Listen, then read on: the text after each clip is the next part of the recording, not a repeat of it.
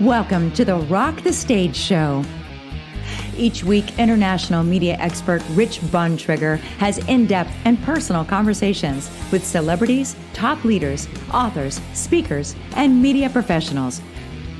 Now, from the Rock the Stage studios, here's your host, the Trigger, Rich Bontrager. Welcome back, Rock the Stage Show. We're here once again with another great conversation. And don't forget, these are highly unscripted. We don't know where we're going to go, but that's part of really what we're talking about here today. We're going to get into journalism. And how do you find that story? How do you find that thread? What is that thing that makes a good interview, a great interview guest? And how do you wrap it all together? But there's also that one thing about media is there's earned media coverage. It separates those who are in front of the microphone that do get interviewed. Real media coverage is not as easy as you think it is to get. And to make the real impact, we're going to discuss what that impact is really all about. And also the secret of landing the media interviews. It's hard to get found in all the noise, to get seen, to get invited. So how do you do it? How do you get the right message? We're going to dive deeper into this today. My guest today is Mark Albert. He's the founder and CEO of Media Advisory Experts here in Washington, D.C. And it's a D.C.-based consulting firm providing media training, crisis communication, earned media, storytelling, and video production services to clients in the U.S. and around the globe. He and his team guide leaders on the path to amplifying their stories in the media, coaching top executives from the C-suite to founders. Welcome to Rock the Stage Show, Mark Albert, and we're going to bring him right in right now. Come on, join me, Mark. There you go. Rich, it's a pleasure to be here. Thanks very much for bringing me up on the stage. What an honor. Thanks for dropping in here. Two guys from Washington, D.C., two guys in the media world, and check the pulse on the media landscape. It's changing rapidly right now. What do you think of all the changes? It was nightly news. It was paper. It was print. Now it's streaming media and streaming talk shows. Do you like where we're going? Do you think this is good for us? Well, first of all, thanks for having me on the show. And let's just say right off the bat that the consumer has never had more sources of information than right now in human history. So from an information ecosystem, there are more choices than ever. We have no excuse not to be informed as to what's going on in our world, in our communities around us, because of all the new media platforms that frankly did not exist 10, 20, 25 years ago, and even 30 years ago when you had three main broadcast networks, and that's what you watched at 6:30 every night. Yes. On the downside, however, the fact that newspaper jobs have been cut 75% in the past quarter century since 2000. The fact that half of newspapers have disappeared in that same time period. The fact that media companies are bought out by venture capitalists and other firms that are looking at solely a profit and not the community interest. This has withered away the strength of accountability journalism. Now, you might say, well, I don't really agree with what I read anyway, so what do I care? Well, I can tell you, Rich, as somebody who still gets print newspapers delivered to my door and more in my email every day, I don't want a buffet of news where I solely choose what I read. I depend on a newsroom full of qualified, ethical, trained journalists with standards, correction policies, etc., putting together the news of the day that they feel in their great experience with beat reporters who cover a topic inside and out, that they feel is the most important news for this community. Now, I'm not saying not to choose topics and follow the animal stories and the dog stories and all those that you love. What I'm saying is that fact-based, objective news and journalism with context, analysis, perspective, telling you what is happening in the world is essential to being an informed citizen. There is not a democracy that has ever existed in the world without a free press. No free press, no free people. And so when you subscribe to your local newspaper, you watch your local television news, you watch network news, you sign up for a podcast, all of this is not just supporting journalism, it's supporting democracy. All right, we can stop the show right there. We're over. We're done. That was perfect. No, that needed to be said, though, right from the outset. And I'm glad you did that because that's exactly how I feel. And I think we're losing some of that with the talking head, opinionated stuff. Not to get too critical, but there's so much being pumped out right now. We are diluting the quality that you're talking about. There used to be a standard of journalism I grew up with of just tell the facts. And so what you're touching on, I think, is so important to say, yes, we have more volume and exposure to it, but is it good storytelling, good journalism? And I'm just kind of curious as we get into this, because you've sat in big rooms, you've done major, major interviews.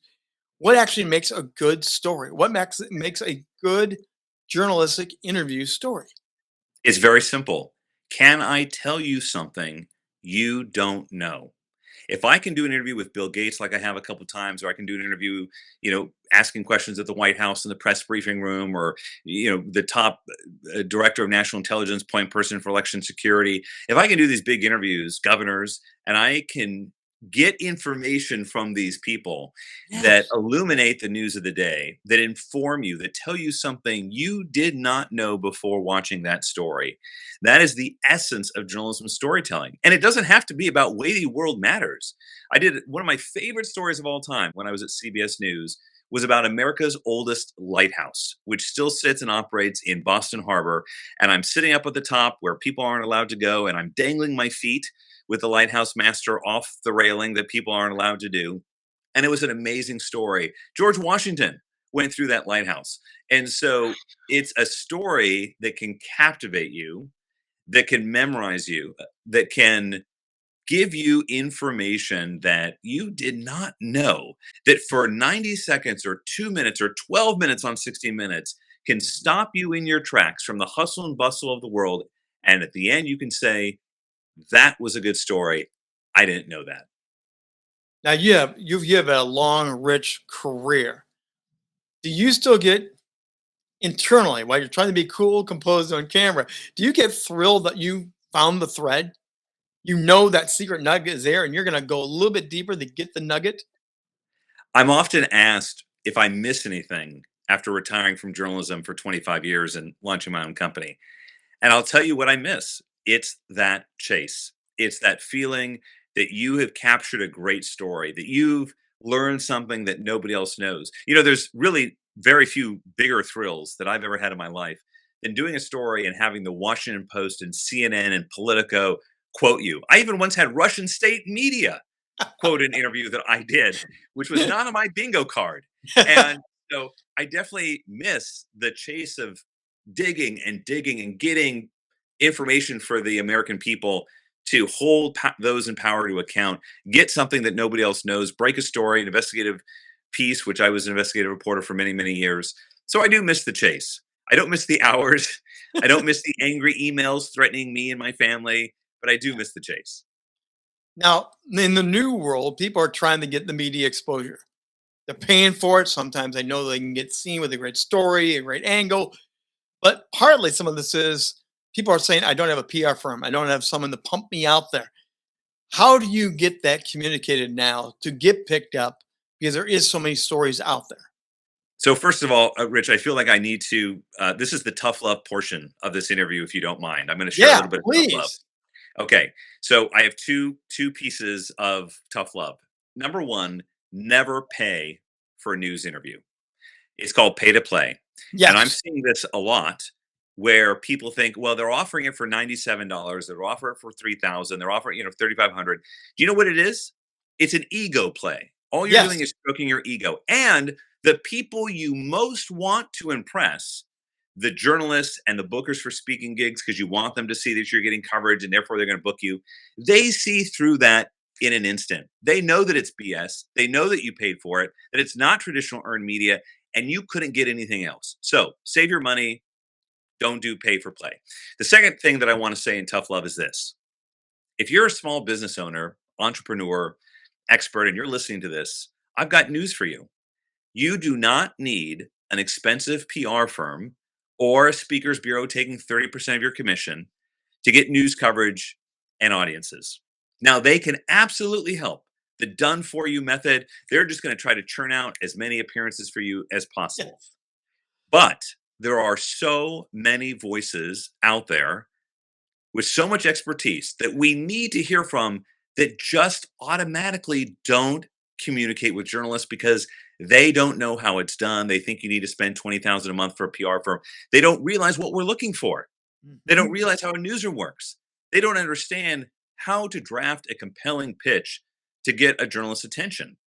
If you hire a PR firm and they told you what they did for that month and they sent 250 news releases, you're going to go, okay, and what else did you do for me? It's not about how many news releases you can send. It's not how big of a PR firm that you can get. It is the quality, the value of the expertise and the knowledge that you are going to communicate to that journalist and that audience. And I am shocked, Rich, at how many people get this wrong. And I hope that we can knock down that fallacy, that conventional wisdom here today, and Yeah. let every single expert know you have an expertise that someone needs to hear. And finally, Rich, I would just say this. Yeah. Here's the truth. Every single day in America, in every newsroom in America, there is a journalist looking for an expert. Yes. And you know what else is happening? Every single day in America, in every community in America, there's an expert looking for a journalist.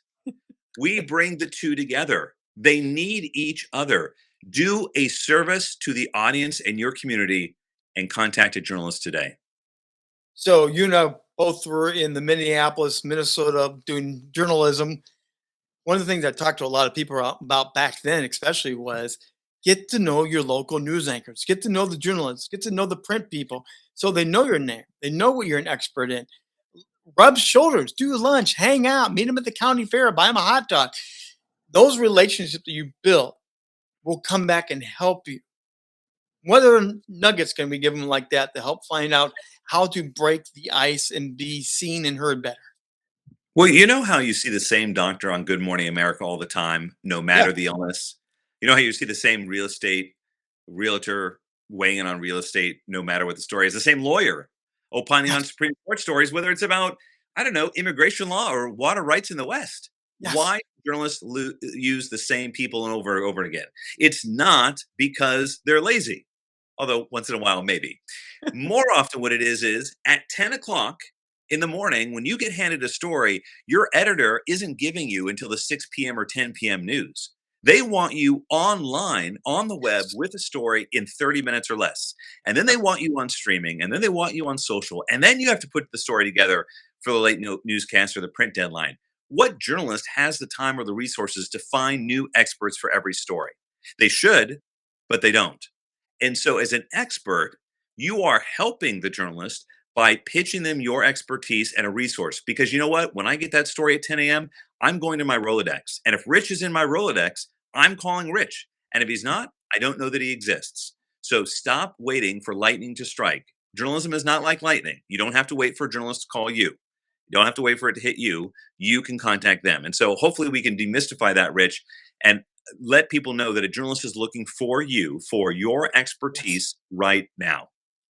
Now, let me highlight that. When I was in church ministry, I did have journal. I mean, I was also a broadcaster overlapping at the same time. So I had that going for me. But people got to know me as Pastor Rich. When we had certain crises arise, they called Pastor Rich because they knew me, they could trust me, they could value me. I knew how to handle myself on camera, mic, and they did call, just like you're describing. When you build the relationships, it's easier to get the phone call. You know, there's another aspect of this which people feel like is the chicken and the egg. Yeah. Often at CBS, when I was considering putting an expert on the evening news and in my story, the producer would say, "Hey, ask them for a demo reel. Send me clips of them that they've been on TV." And the person would say, "Well, I don't have anything on TV. So how do I get on TV if I haven't been on TV?" The Yeah. chicken and the egg. And Yes. so I would suggest that experts look for opportunities. It doesn't have to be 60 minutes. Start with your local media, getting on camera, getting your name in print, getting your name in digital. So you have a portfolio of media coverage, earned media coverage, not media that you buy, but media that you earn. And therefore, you'll have some stuff. This is why, with our boot camps that we do a couple times a year at a TV studio in the White House, we're not just teaching. Everyone does a mock newscast with me on camera and they get the video. Everyone does a mock podcast with our national public radio host. Everyone goes on stage at a real theater and they are coached by the TED Talk Coach of the Stars. Why? Because it's essential you, as the expert, have video of you on stage, on podcasts, on TV, on a set. That's why it's so crucial. So if you're an expert listening to this, you do need to get some of these elements. That's why you need to start reaching out to journalists now. Well said, and so true. More than ever, you need the footage, the proof, and then it rolls from there. Now, let's back it up a little bit. You talked about the right journalistic pitch. Let people know, how do you have a pitch? Because people are pumping out their egos more than the great story. The story is the real hook, right? The story is the hook, and the bait is what you can bring to it. Yes. So if you're, a tip is, hey, I saw this thing down the street. I think my neighbor's involved, whatever. That's a tip. Pitching a story and expertise is saying, hey, this is happening. This is why it's of importance to our community. And here's why I am uniquely qualified to talk about it. I'm thinking back to when I was first reviewing my no. So I mean, no, this is great. This is super simple. I'm thinking back to when I first started sharing about my stutter. I hid my stutter for years. My stutter became part of my story as a broadcaster because I overcame the stutter to master the microphone. And people got more they got more interested in me, not because I was good on camera, Mike. They got interested in me because he overcame something to get good at this. People don't realize the real life stuff is some of the best stories, and we're sitting on the best story by not revealing it. I got more phone calls, National Stutter Awareness, things like that. They're like, can you speak to this? Speak to those unsung stories that we're afraid to reveal that might be the best thing they could put on the table. I had a speech therapist in elementary school because I could not pronounce my R's. These are challenges that build up in our background that we now call resiliency, Mhm. resilient. And when I give a keynote, I don't start with the facts about journalism. I don't start with slides with a bunch of text, and I don't start with the subject of the talk. Instead, I start with my origin story, which seeks to make an emotional connection with the audience. An origin story is not, hi, I'm Mark and I'm from California and I'm so and so age old and I worked here. That is not an origin story. An origin story keys in on one of your failures, one of your messes, one of your vulnerabilities that you have conquered. And Yes. in that story is a lesson for the audience, a lesson about resiliency, inspiration, dogged determination, stick to itiveness, all of that, Yes. fortitude. Please, when you're talking about yourself and your origin story, don't bore us with an autobiography. Wow us with your emotional origin story. So I want to build on that because you're considered a master storyteller, obviously, with all your years in the media. But your story is your superpower. Let me say that again. Your story is your superpower. Why do leaders miss that? And how can we help them here today on this particular one? Because they think the story is their long, rambling resume. They think their story is a slide deck or whatever it is. But it's connecting the heart and soul, get into the human depth. How can we help them understand that's what people are really looking for? Rich, I think it's really simple. I think the reason you see executives giving the same boring biographical, speech and all of that as they begin is because that's what they see everyone else doing. And so they want to fit in with the crowd. They think that's what's expected. That's the conventional wisdom. Well, I just saw these CEOs do it. I better do the same thing. Which one is more memorable?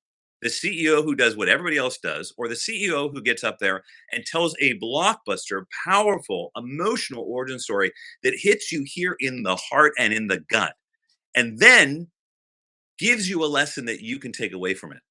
That's the CEO, that's the speaker that people will remember. Now we're gonna get into social media in a minute here, but I'm gonna go back to the earned media. Yeah. It still carries great value.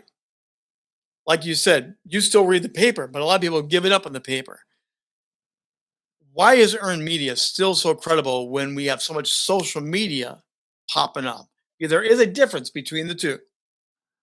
There's a chart that I put up every time I'm teaching in our boot camp, and it is a survey of Americans and their most trusted sources of news.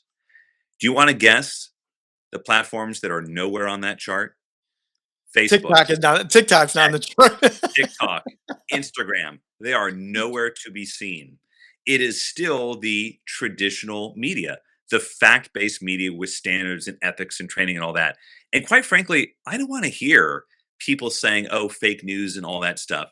Do you know where all that drivel on social media comes from? They just steal it from journalists who did the shoe leather journalism and the hard work. Yeah. They're aggregators. They are taking something, making it either more scary, more angry, more infuriating. They're trying to key you off on an emotion. And here's a rule of thumb: if you're reading something on a social media platform Yeah. and you instantly feel your heart rate increase, the blood going to your face, you're getting angry, you're feeling this strong sense of anger, that's likely because somebody's manipulating you. So stop, take a breath, and realize, am I really reading authoritative, fact based journalism? Or is someone trying to manipulate me right now to get an emotion? So I'll click the link, so I'll subscribe, so I'll doom scroll through all this stuff. Here's a really hard truth, Rich, and I'm going to share this with an audience. I'm going overseas to talk about misinformation in the AI age. And Yeah.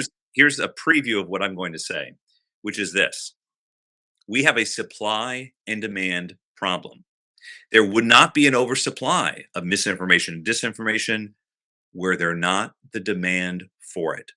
And you know who is the mark?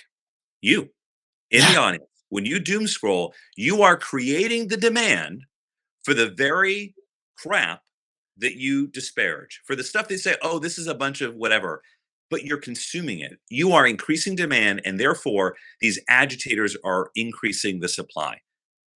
I was talking to another expert in the field that's overseas as well, and we were beating this around a little bit. And he was talking about, the future is being a librarian.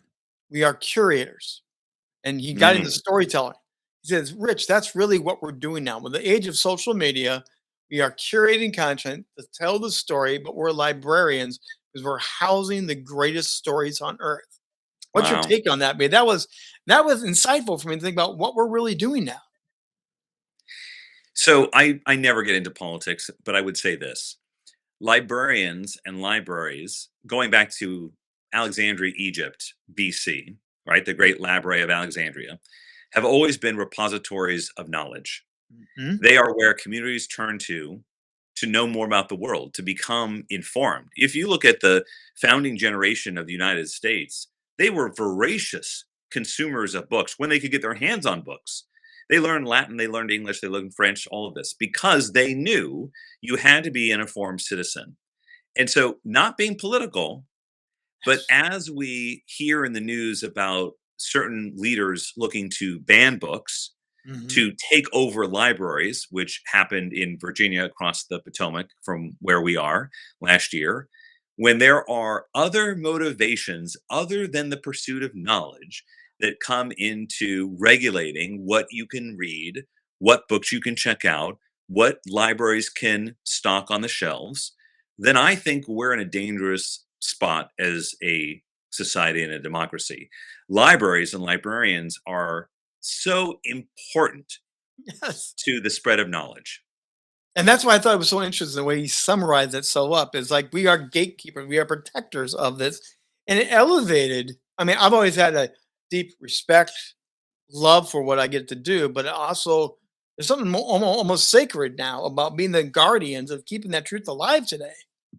Fun fact: every time you thank a librarian, an angel gets its wings. Now let's get into a little bit of the social media world. So many are trying to leverage it and they think they're leveraging it and they're leveraging it, they're cranking out more and more and more. How is it hurting us, helping us when we get into this whole building your brand, getting your story out there? Because some people are just pumping out content and it's at nauseum.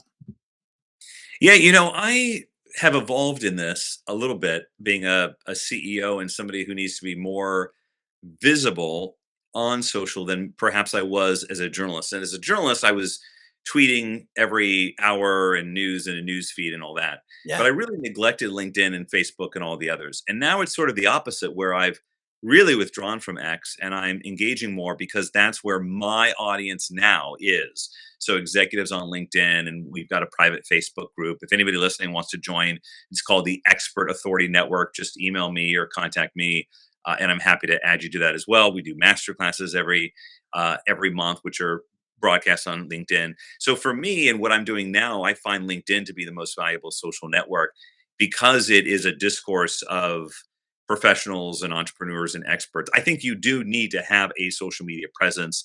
I Yes. cringe a little bit when I see people who want to be interviewed by journalists and they've got that blank banner on the top of the LinkedIn page. They've never posted or haven't posted in 6 months.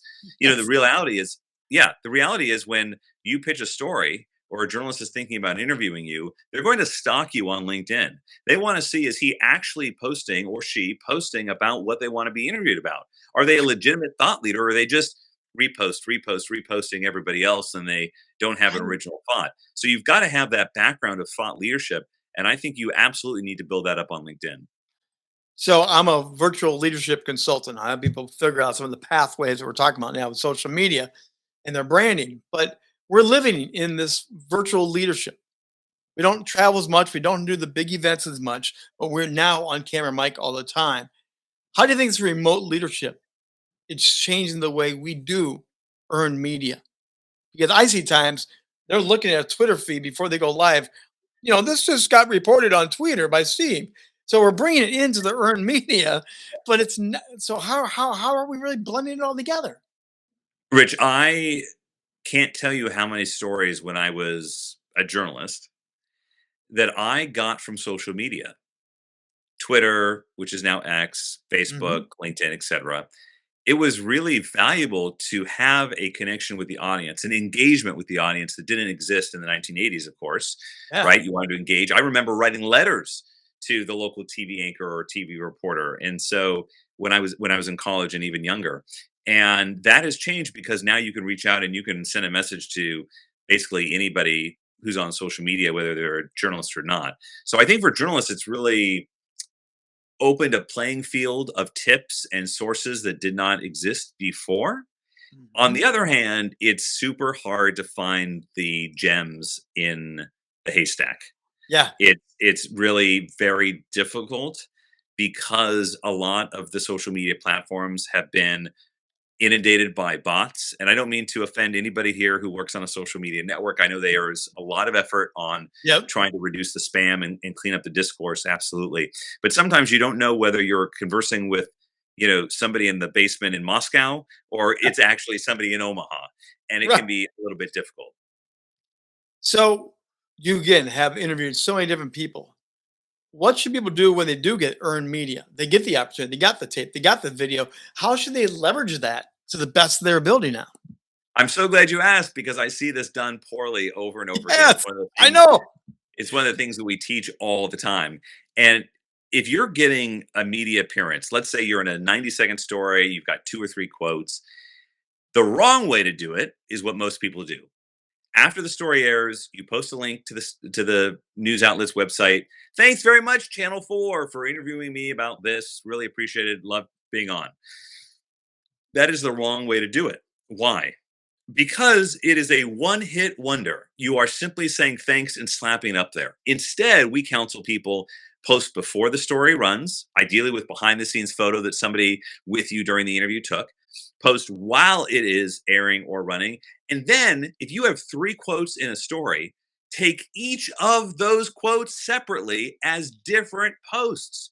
So a post the day before the story runs, a post the day the story is running, and then you've got several days after of leading a post with each soundbite. You're not saying thanks. You're saying, here is the story. Here's the kernel of knowledge. Here is the key point that I conveyed. That's how you maximize every earned media appearance and increase the opportunity that other journalists at other outlets will see you, thought you did an amazing job, and say, I need that guy Rich on my newscast in my Rolodex.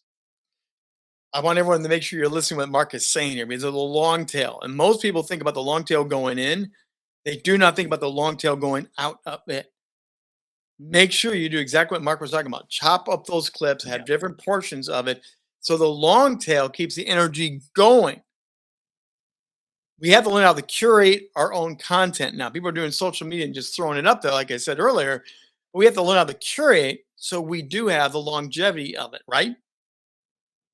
Absolutely. First of all, you want to maximize that appearance. Why would you only want one post when you can have five? Second of all, remember We're building up that foundation in LinkedIn or whatever the platform is, even your website, your as seen on page. We're building up the foundation of that thought leadership. So when bookers for speaking events and gigs go, or when journalists go, or a potential client goes, they see going back months and years, oh my gosh, he has been sharing his or her thought leadership all over the place. Journalists are calling them, doing speaking.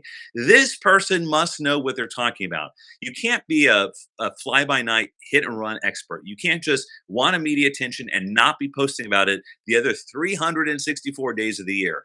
You have to continue to do your thought leadership every day. I post Monday through Friday every day on LinkedIn, and I try to tell a story in every post. Not that I have the most followers, not that I have the biggest reach, but when someone comes to my LinkedIn, they know that Mark Albert is posting about that which he teaches.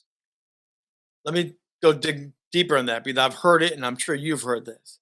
I'm tired of telling the same stories, the same tips. I'm tired of repeating the, can I do something different? And it's like, stay in your lane. Studies show we don't learn anything until people have repeated it like 18 times anymore. It used to be people repeated it 7 times. Now it's like 18 times. They have to stay in their lane to get the exposure because there's so much volume out there now, right? I'll tell you what, I've been fortunate to embed with the US military overseas, twice in Iraq and in other places.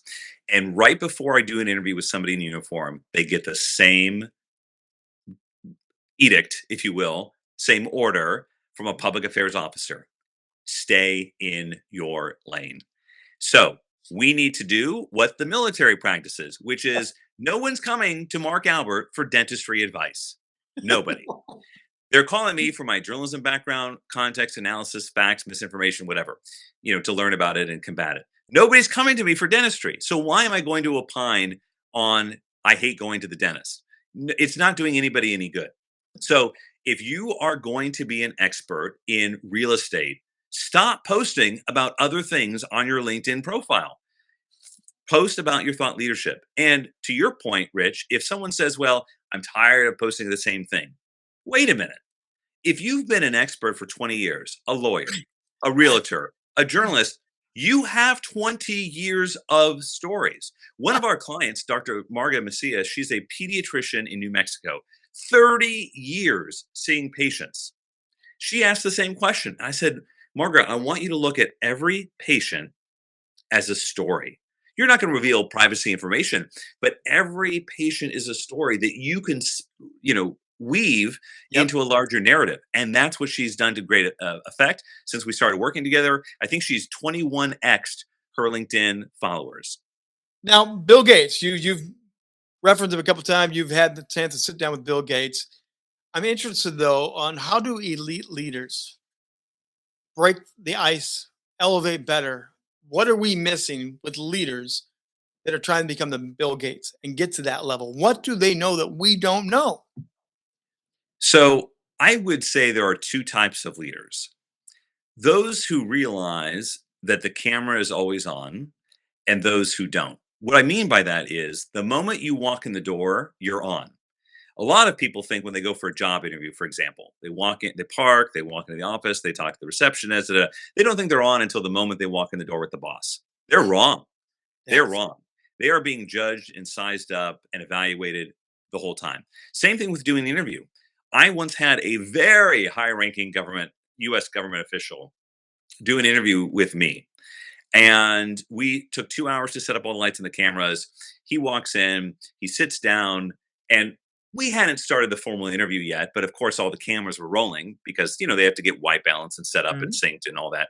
And he sits down and the mic's being put on him and he says, I just got to tell you, I hate doing media interviews. I did one 25 years ago with the BBC and I thought it was horrible. They treated me so bad. So sorry, but I am not going to enjoy this.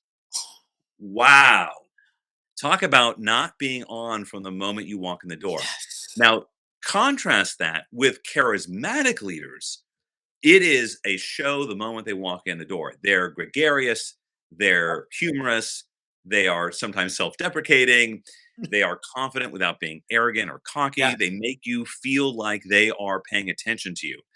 But that's unfortunately, I think, the minority. And a lot of leaders, whether it's in government or private sector, they just are too cool for school sometimes, and they don't realize that you're always on in those moments, but the great leaders do. And the camera's always on you now. Yes. There's a ring cameras and someone videotaping walking down the street, walking your dog. You're always on camera now, whether you know it or not. You're always on camera. So to add to that point, they can go find footage of you now, and they can see you before, after, and during, and before your interview. They know who you are already. Mark, I'm going to bring up your website for a moment here, but tell us about what you got going on, because you're doing this coaching, the program, but you got a lot going on based right here in DC and beyond. But tell us about the website. Well, we've served clients from New Zealand to Europe and across the United States. And Rich, the reason I started this company, Media Advisory Experts, is to be your advisor. Because quite frankly, in every single newsroom I was ever in, we had the same problem, which we talked about off the top. Journalists use the same experts out of necessity. My goal and our company, we've got 8 people. Our goal is to train as many diverse voices as possible. And when I say diverse, I mean in industry, education, geography, income, all of it, all kinds of diversity, because the audience will be richer with more diverse perspectives and Mhm. viewpoints. And so we do this with in-person boot camps, 2 or 3 days at a TV studio, like I talked about. We have an online course you can join anytime. It's 10 weeks. We give you 16 weeks to complete it. Video modules every week. And you see my smiling face and John Bates, the TED Talk Coach of the Stars, twice a week for live office hours. We also have our Catalyst PR Plus service. We are not a traditional PR firm. They are done for you. We are done with you. We don't want to fish for you for a lifetime. We want to help you learn how to fish. And then we do other things like on-site trainings, which we do a lot of, and we come to your company or an organization. We do crisis communications, video production. We were so honored, Rich, to be the only company in America in 2025 selected to get earned media coverage for the United States Marine Corps for their 250th birthday all around the country. Marine Week Boston, Marine Week Nashville. That was us. And we were honored to do so. Semper Fi, happy birthday to the Marine Corps. And that's the kind of work that we do for all kinds of entrepreneurs and businesses, from the U.S. Marine Corps to solo entrepreneurs. We'd be honored to be able to chat with you. Make sure you check out the website, learn more about Mark and his team and what they're doing. Congratulations. That's incredible to hear about that opportunity. So let me flip the table here. We're going a little bit different, off script, a little bit more fun, humorous, maybe light, but you have sat down with some of the biggest. You've been to the White House, Supreme Court. You've traveled to 95 different countries, I believe. What's the weirdest place or situation that you've did a serious, stoic interview, but it was out of this world behind the scenes? There was the time that I was trying to be fair, and this person was accused of something, and so we couldn't reach them on the phone. We went to their house. Wasn't even out of the street. I was still in the street with the videographer. Came at me with a shotgun, and that was cocked it and everything. And so that was behind the scenes Harry. We had not started rolling yet. And embedding in Iraq is Oh, as mind blowing an experience as you would think. We were there for 3 weeks, riding in an MRAP, which is an up armored vehicle, going from the mhm. Kuwait border all the way to Baghdad, which is about, I think it was about an 8 or 9 hour ride. And it's in the middle of the night, and you're trying to dodge IEDs. And I've got a story to tell. So I'm writing in Right. the back of this MRAP as we're going through, and you have to take a training as to what happens if you flip over, how to do a tourniquet, and all this. And so behind the scenes, people saw our 7-part series live from Baghdad, where I'm standing there reporting. Well, what they didn't see was the tourniquet training, the flip over training, the fact that we are so strapped in, right? It's more than a roller coaster, because if the MRAP flips, you don't want to be crushed to death. And yet Right. I'm all wrapped in and I can't move, and I'm here trying to write my story and all that stuff. Yeah. Before I let you go, I do want to ask you, if there was a media hall of shame, what's the most common mistake people make when trying to get this earned media? How do they blow it? What's the biggest one to help people not do that? How do they not get in the media hall of shame? Number one, they don't do their homework. When I led the National Investigative Unit for 5.5 years at Hearst for their properties, I led a national investigative unit. And yet, I would get news releases about the top 10 sunscreens for summer. Now, I may want to know what the top 10 sunscreens are for summer, but unless that sunscreen is killing people or is under FDA recall, I sure as heck am not going to cover it as the leader of a national investigative unit. So whoever they paid to write that and send that to me, it was a waste of time. And Mm. so many pitches boomerang just like this. They are sending 250 news releases without regard to what the reporter's topic area, their beat, might be. It's wasted effort. You don't know who to pitch, when to pitch, where to pitch, or how to pitch. Yes, that takes homework. That's what Mm. we do in our Catalyst program. That's not what all PR agencies do. It's laziness. Don't hit up a crime reporter if it's a story about real estate unless there's a crime connection to real estate. It's 101. But so many people miss this. That is the Hall of Shame. That sunscreen news release was real, and I use it in almost every talk that I give because it's in my Hall of Shame. What a waste. Mark Albert, this has been marvelous. Thank you for taking the time to be with us on Rock the Stage. Again, don't forget, check out his website, learn more about what he's doing with the media advisory experts. And Mark, thank you for taking the time. And eventually, we should probably meet up in person here in DC since we're hanging out together. I'd love to do so. Thank you for having me. And if I can leave your audience with one single thought, it is Yeah. this: support local journalism and support democracy. Thank you. Thank you, Mark. That's a great way to land the plane. Mark Albert again. And again, it is important to learn how to be an executive, a top tier leader. Media is power, media is brainy, media messaging. Learning how to do this better and better is so critical. We live in a media age. And as we talked on social media, nothing wrong with social media. We're all leveraging, we're all learning how to do it. But don't forget, earned media is that next step up. Thanks for being with us here on Rock the Stage Show. We'll come back next week and do it all again with another amazing conversation. Always unscripted, and you never know who's going to show up for Rock the Stage. We'll see you then.